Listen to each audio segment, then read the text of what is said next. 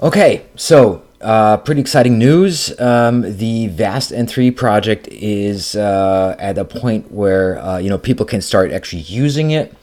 So there's no official release yet, so it's all like a very very soft thing. But it is at the point where the quickly and dirty pushing something to master is over. So that is going to be pretty usable. And basically, what is it is probably the question that I should answer first. Is there's a lot of scaffolding that basically takes place if you set up a project, right? So I want to basically have a neoan3 project that's running Vue, that has Axios, that has is stateless, so handles JWTs, uses Tailwind. And have that in a way where most of the important stuff is taken care for me, but yet I have all possibilities to basically, not even customize is even the wrong word, to take it into my own realm, if you want. So we will see what that means in a second. So first thing we're going to do is, of course, we're going to set up a neoan3 app. neoan3 new app and vast test. So what you see is that I am always running this directly in an endpoint that I can be in. Whoops, neo, and there we go. So that I directly have basically access to it, right? So this is basically directly in my local host, and now the installation of neoan3 ran. That's a pretty fast one. So that means that the framework itself should be running. So what we're going to do now is we're going to basically tailor this to our needs. I will create a frame and all kinds of things that we require, and basically change a little bit how that whole thing works. So the next thing I'm going to do is I'm going to run an installer command, neoan3 install https://neoan.us/vast/n3 @-n3 master. So the last command here, the master, is basically the version that I'm targeting. Again, right now I'm directly going by the master branch, so that at one point this is a release and a version and so on, but that's gonna do it for us right now. And depending on the system that you're using, I want you to be very picky with the slash at the end, right? So that a redirect could basically confuse the command and basically say like, nope, there's nothing happening here. So that's going to take a while. That reason for that is that vast-n3 is basically a bunch of components. So everything is its own repository, and that is already what I would recommend general in how you work with neoan3, regardless of what you're doing. So you have in the CLI, you basically have your your add command, where you can basically pull in a package, and if you don't know what constitutes a package that you can pull in, you can basically just have your where are we? Publishing. So you just run the publish command on a particular self-developed component, and it'll basically create everything that you need for it, like the composer JSON and the right format and the directory installer and all of that. So that's all going to be fine. I don't know if I mentioned, but in order to do this, what we need is, of course, a couple of prerequisites that you need to have installed. So we need to have Git, we need to have a node and npm, we need to have Composer, and we need to have the neoan3 CLI, of course. So that's the stuff you want to take care of. And by the way, here already you see what we took advantage of. So there is a templates system that, when present, basically you can influence how the CLI generates new components, and that's exactly what we did. We already see this in here. So that's already pulled in for us. So basically how our custom components work and how our route works, that's something that we already basically influence here. And as you can see down here, so the installation is still running. Now we're basically to the npm packages and going to basically get our npm stuff installed, and then we are already compiling. Yeah, and see, and we're already basically already here. So that is cool. This install, so this is basically something that comes from the installation script, and this last line is something that comes from the neoan3 CLI itself. So that's interesting to know that what neoan3 does is it basically places all scripts that have been executed through the install in this neoan3 in this file. So this is basically what it's done. As you can see, I have no, I can't really read it because it's not an MP3 file, so I would have to change it. So I can actually nicely work with it. But that has ran already. And so what's happening now is basically, and this is, just stop that. This is, let's look at this. This is basically what the script basically told us, right? So, okay, so there's a file setup PHP, it should never be deployed, la la la la la. Okay, that makes sense. So that is basically what we want to run right now. Let's do that. So PHP setup.php. Oops. There we go. Okay, so I basically get notes here that my credentials are already set up. This is of course because I already did this, to be honest with you. So what would normally happen is now that it's going to ask me, you know, how my database is called and the username and password and, you know, all that kind of stuff. And that creates a database in the, if you give it a database that already exists, then it simply use that. And if you basically give it a new database name, it will create it. And then the same goes for mail. That's going to ask you for your SMTP credentials. And frankly, I don't want to input that right now here in the video. And that's why you will basically not see me doing that. Renaming myself to setup PHP n3. So that's a little bit of a security feature here. Again, this to have this set up on the server, as you can see, this doesn't exist anymore. It is now underscore n3. So at least it's not executed as PHP, but nonetheless, it is recommended to simply delete it after you're done.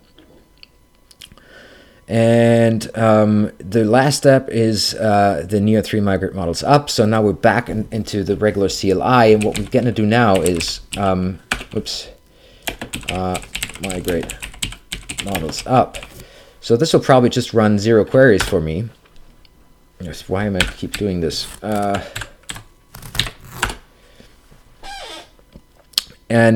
yeah, right. So what this is doing is basically that it says, okay, so the models that we installed, in that case it's only user, they need to migrate to the database that we connected to, and we're going to use the onboard neoan3 command to do that. So the tool basically saves its own credentials because, of course, it is agnostic of the project that you're currently in. So it just remembers the last one. In that case, that is correct for me. So I can basically simply say yes. And I ran 0 queries. That is also just for me the case because I have no setup for a database here, but because I have no queries that need to be done, so I already have the tables that are described in the migrate of this model, right? So this user here has a particular migrate, wherever it is, and that already ran, so my database is already in sync with the code base. So far, so good. So if we manage that, then what is used to be here now, oh yeah, one other thing it's going to do is that we're not seeing this anymore. So if I'm reloading this, I'm now basically in my system here and basically get a little bit of a, hey, this is, you know, what's included in the package basically. Let's quickly talk about, maybe start with Tailwind a little bit, how that works.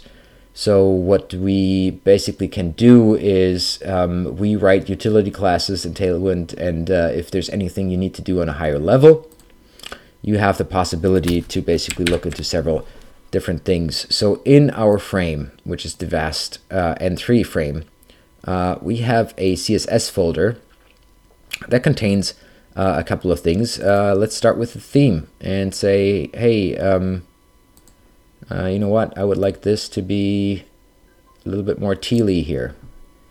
Okay. Well, it doesn't have to be beautiful right now. It's we're trying to make a point. And there are a couple of other things. They're all very simple. So most of it is it's honestly just bootstrapping. I mean, most of it is just the absolute necessities, and you're supposed to do your own stuff here. And as you know, if you're familiar with Tailwind, there's not that much that you want to do. So the only thing that we need when we're done with that, so don't run around Tailwind commands, because we're using post CSS. So as you can see, we have a post CSS config and a Tailwind config. So here's where you want to put your stuff in, if you know there are any additional plugins you use and so on. And you can basically or generate whatever you want. I mean, you can read that depending on how comfortable you are with all of this, and expand the functionality of your Tailwind as much as you want to. Now, in our terms, so what we're going to do is we're going to simplify this down. If I want to compile this, the only thing that I'm going to do, and let's actually simply clear this, is npm run build.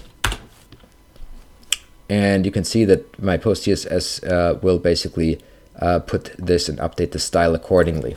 So if I reload this page, and you see now I have a different primary color, right? This is the change I made, and that is basically how it can go about the overall theming and so on. So that's pretty basic, just as one entry point on a very high level.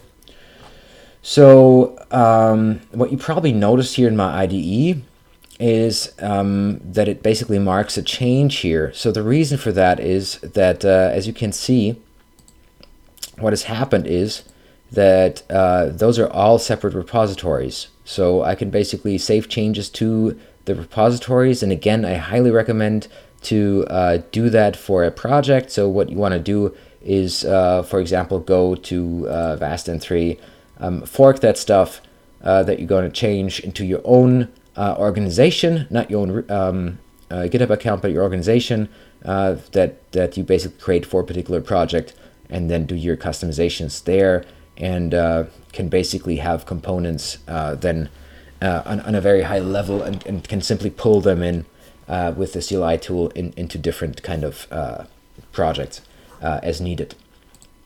Let's look at one of those. Maybe as next is, so one of those things that we have is a login component. Interestingly, I seem to have a login already. So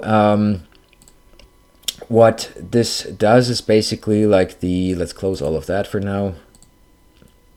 So in my components, I can basically see a login and my login CE. So that would be the actual element that we're using. And the view HTML is basically the route, right? So this is a hybrid component.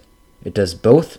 There is a login route, and also a login element exists. So this login would basically be this is the template, and this is the, let's actually look at this to make it easier. Right, this is the view component login. That's basically how it would work. And as you can see, it takes the login from here. So this would then be the template for the view component. However, since it's a hybrid, we also basically have HTML for the actual page, right? Which is what we're seeing here. Authenticates a registered user, right? So this is what we see here, right? So here we're using the login, as you can see. This is the login component. So we're using it on the route itself. Now, how does our controller look like? And again, those are all auto-generated. We'll do a test case in a second. So the login basically, that's typical in neoan3. So it has an init function, which basically means that we have an active route. And here we say, okay, in the main container, place the view login, right? So this is what we place in here, and load the following view components. And basically, you can just input that by name, and it will be referenced accordingly. And then all of it is rendered. So what you will notice when you have worked with neoan3 before is that this is a little bit of an unusual markup. So one of the recommended ways of working is with the unicore singleton. So normally you would here say extend unicore. And as you can see, what we're doing is that we're directly using the frame hard-coded. So this is basically something that you don't have to do, which basically means this controller that we're building will work for API, it will work for a route, and it will work for a component. This doesn't actually have a, let's take the register one as a better example. Yeah, let's get rid of that. That's only PHP 7.4. So here you basically see all of it. Is there not an init? Yeah, so here we have our init. This is basically the route of the register. And we have a post register, so you can basically also say, yes, this functionality, so there's a post to register and there's a get register, which is basically something that we could try out, couldn't we? Let's actually see what's happening here. So the user, let me do this. Let's look at the network here quickly. Whoops, this is a little bit sticky here. So let's look at the network here quickly. So if I am registering, oh, I'm sorry that my computer's so laggy, and start typing with a username, then what I see is that basically the register get is called, right? So the register get is called, and it's basically asking for, where's my response, whether or not this username is available or not. So here in that case it is available. That's why I get this little kind of, yep, that's available. So if I use something that already exists, oh, this actually is it, yep, and here see this name is not available. This username is already taken, in that case by me. And so it's basically not free. I cannot take this user. So the way I'm doing this in code is actually pretty simple. So in my, let's look at this. In my register controller, I do have a get register that just intakes the user's parameters and basically, you know, like uses the user model to say, like, does this user exist? And then returns it. And in my register view component, I use the API, check username, here API.get register username equals, and then give it the username. And that's all that's happening. And the API is something that is simply a wrapper that if you look into the, from Axios, so in our frame, if I go to our main.js, I can basically see that the API is basically just a wrapper of this and takes care of, you know, like holding the JWT token and so on. So it takes care of that for us, which basically means that in theory, I can just out of the box register myself here, if you have set up your mailing correctly, and directly log in. So in that case, again, I've did that already. So let's see if that's probably the wrong credentials here. Got it. So now I basically have a JWT authentication that basically is now valid for 2 hours and can be refreshed, and it's on a pretty high level. It's basically just a little bit of a help to understand you how it works. You can auto refresh this and so on, as long as you have an active session. So from now on, I can basically have particular routes that are based on you know, like authentication or authenticated systems. So let's actually have a little bit of a blast here. So what I want to do is I want to first create a new route. So let's actually close all of this and open up our terminal. And since we have everything templated, we can simply say, okay, neoan3 new component, and we're going to call it test. And I'm going to basically make this a route component now with a view, and we're going to use our frame. Okay, So that happened. So what we have now in our component list is we now have test, and as you can see, everything has been generated for us, which means even if without touching it, if I were to go to test, I now have a valid route of test, right? Which is kind of cool. And let's basically have a little bit of a basic in the view. And yeah, so we probably want to have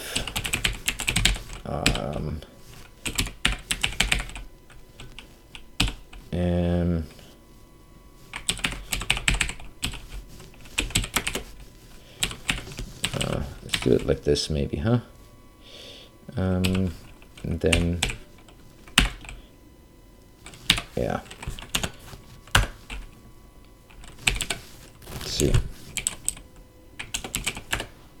Let's see how this looks like. Oops. This should give us a little bit of a container here. Yes, okay.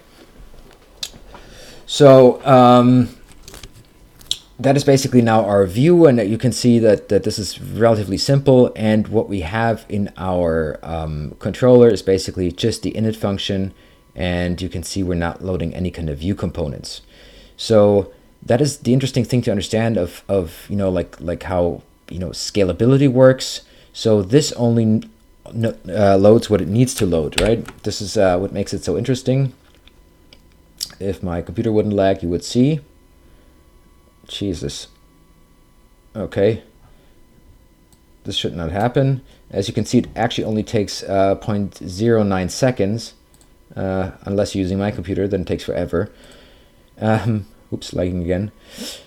So what the result of that is, though, that we are using components in a way where at one point we need to understand where to import it. So all of this is running in a view instance where we import nothing, right? So if I were to basically now say, okay, login, then the end result of that would basically be nothing. And you can see that if I look at view, it complains and basically says there's an unknown custom element, which is correct. So what I will do here is basically say, okay, so this route, this is basically how I define what my route needs, needs login as a component.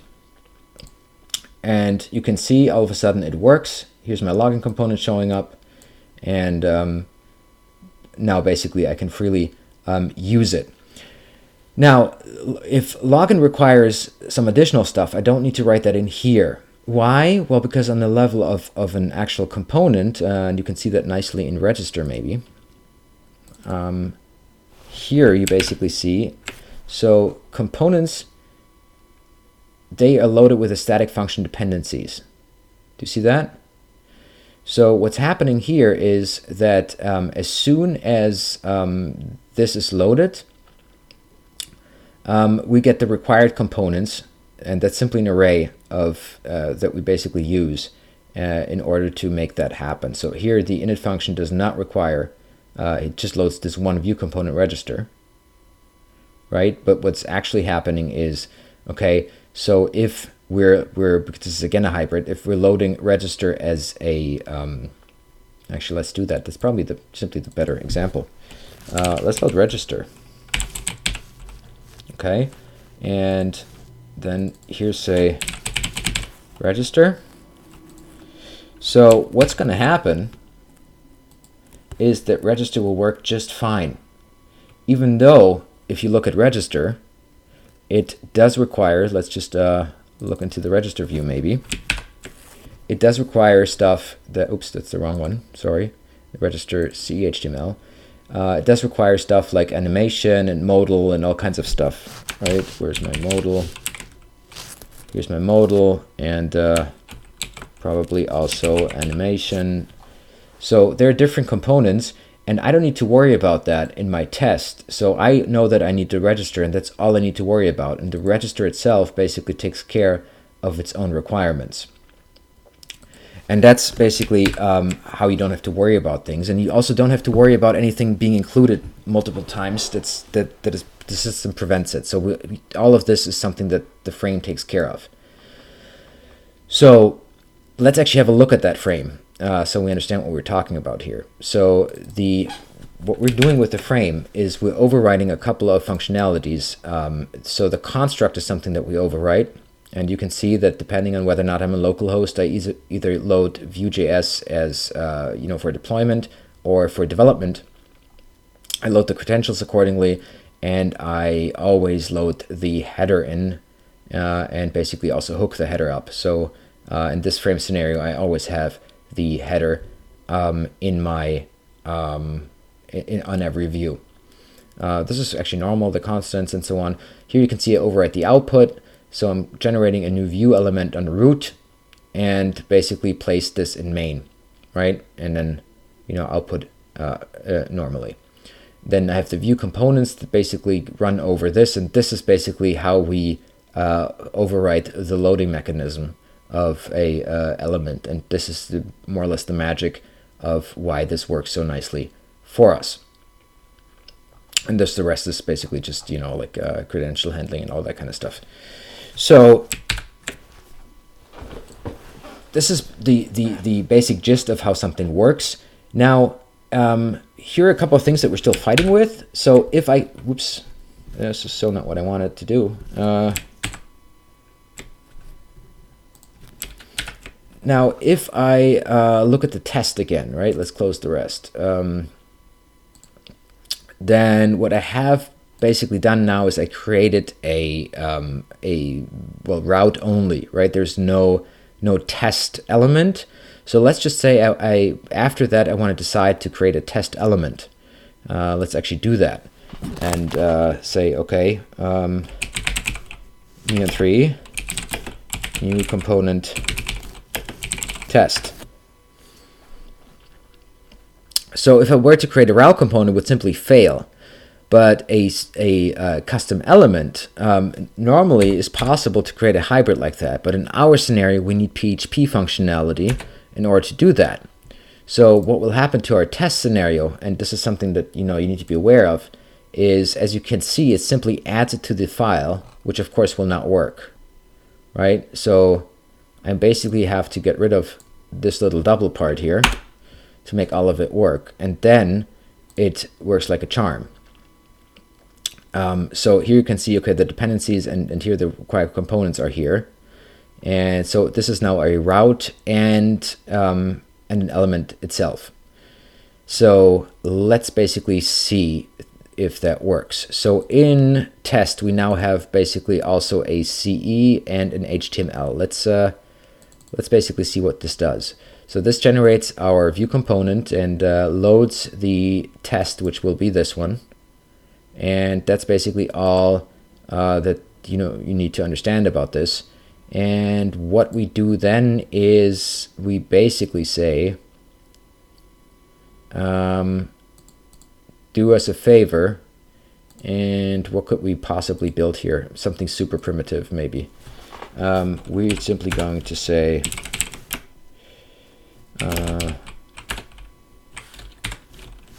something very primitive.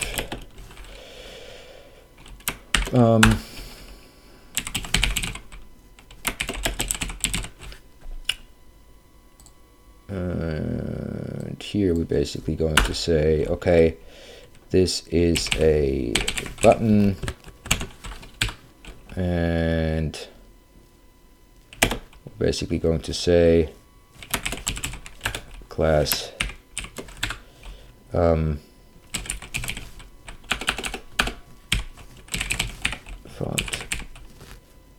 out. I think that's, yeah, that's font bold, isn't it? I don't know. If what do we call it? Active? Yeah. If active and at click active is not active. Oops. Okay. So now let's try it out. So we could try this out in any, let's try it out in our home maybe, huh? Let's try it out in our home. So in our home view, what we're going to do is, actually this is too long. Let's go to the introduction. Let's go to the introduction and play around here. So in the introduction view, we basically now say test. And you know what we're going to do here? We're going to slot this. I'm going to slot this. Oops. Why doesn't this work? Okay. Test change me. Okay. So let's make sure that introduction basically understands that. We need a test. Okay. So now, if we basically go to introduction, we basically see that we can use this component now. Okay, and apparently that is not the right class. But, oh no, it's already bold, that's the problem. Okay, let's do text danger.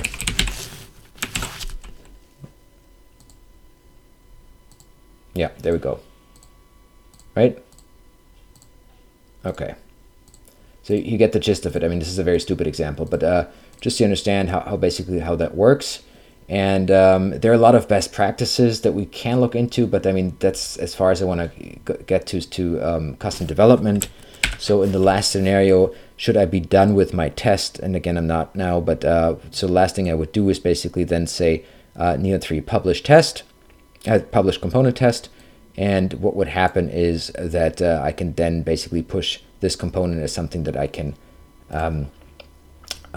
manage as a Git repository. Okay, so far so good. Let's look back at the what we have basically here. So again, you basically get a little bit of a introduction to how this is used. Those are all examples, so you're free to basically change the route here or get rid of the init function altogether. In a real life scenario, it's just to give you a little bit of an idea of how that works. If you have hybrid components, I'm sorry. There's a little bit of introduction here, and we basically have stateless. Yes, this is maybe something we want to do. This is definitely something we want to do. So we can basically also say now test. So let's just say instead of this is now connecting to something, right? So let's write a method. So let's say I want to have a method that I'm going to call trigger test. And this method will do the following. It will basically say API, let's do get, and then I simply say test.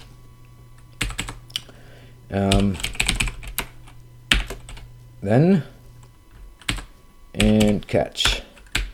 So here I'll say result, and then something ugly like alert,